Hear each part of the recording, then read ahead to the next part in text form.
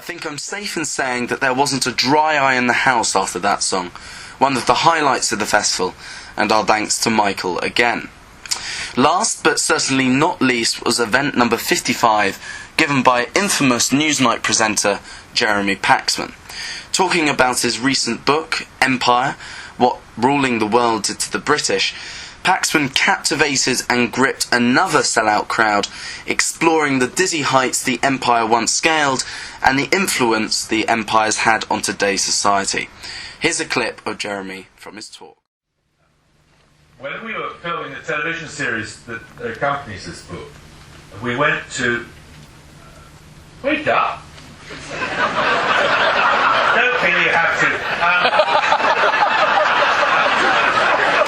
When we were filming the television... It's very disconcerting, you know. Sorry. When we were filming the television series, we thought it would be very interesting to do something on the Anglo in the community, and we made contact with a group in Chennai, or Madras as it used to be.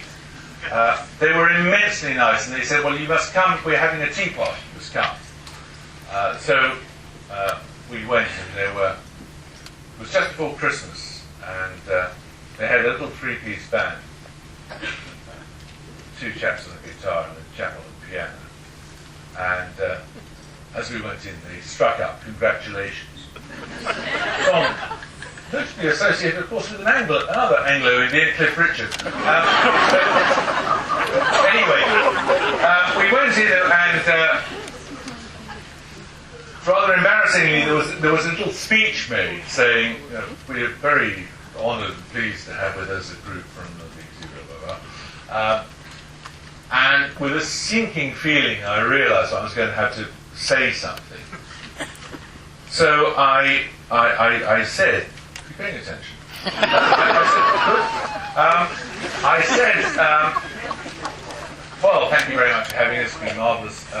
Very much looking forward to meeting you. And at this point, the chap who was the leader of the community said, we have made a cake for you. How marvellous, I love cake. And a plate came on with a cake on it, chocolate cake with very, very gloopy icing.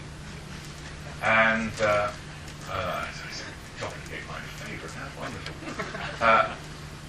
And a knife was produced. And I didn't quite know what to do.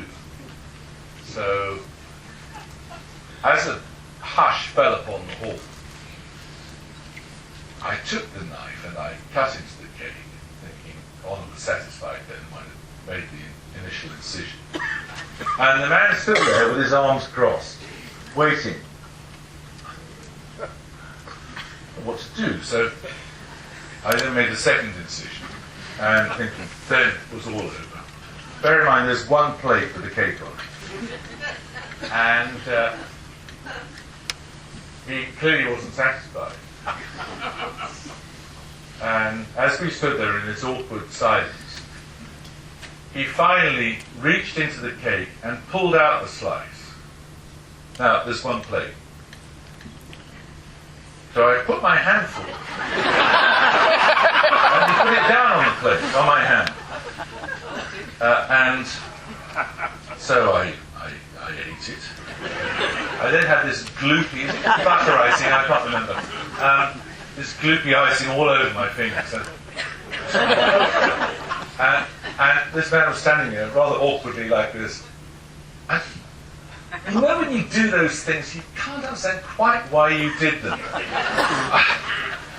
I leaned across and grabbed his hand and went, it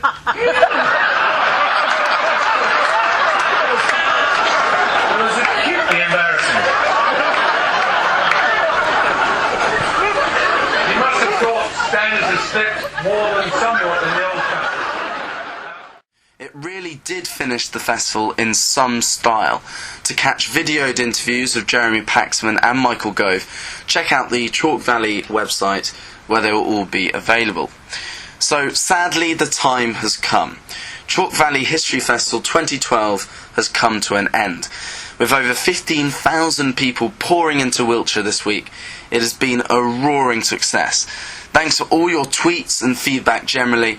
It really is appreciated. I think Sebastian Folkes put it best today when he described the festival as a wise man's point to point.